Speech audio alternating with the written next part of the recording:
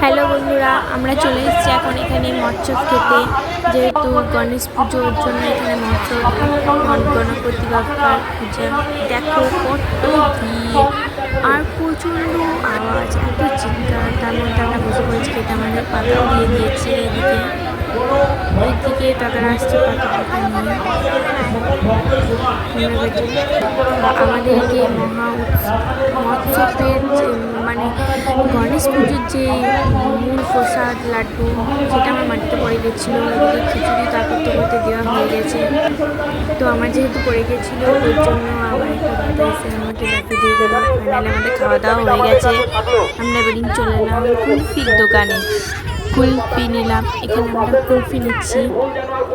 তো আমার কুলফি নেওয়া হলো। আমরা এবারে কুলফিটা নিয়ে টাকাটা দিয়ে দিলাম। সবাই এবারে আমরা সামনের দিকে যাই। ওখানে টোটো আছে, আর ওখানে একটা আইসক্রিমের দোকান। একটা আইসক্রিম দাঁড়িয়ে আছে, ওখানে আইসক্রিম নিচ্ছি আমরা। তো কিসব বলছে এখন আমি কর্নাডো নেবে বলছে। তো দেখি এখানে কর্নাডো পাওয়া যায় কিনা। আপনাদেরকে যে শক্তি প্রদান করেছেন, তবে দ্বিগুণ শক্তি তাকে আমার এই সদস্যরা পরিবেশন করছে।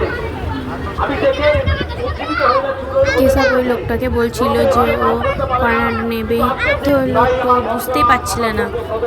তার জন্যে আবার উনি রাবড়ি আইসক্রিম দিতে, কিন্তু ও আর রাবড়ি নেয় না। আমি আর মা আইসক্রিম রাবড়ি নিই, আর ও একটা কেকটা আইসক্রিম নিয়েছিল। ফাইনালি আমরা টোটোতে চেক করেছি, আমরা চলে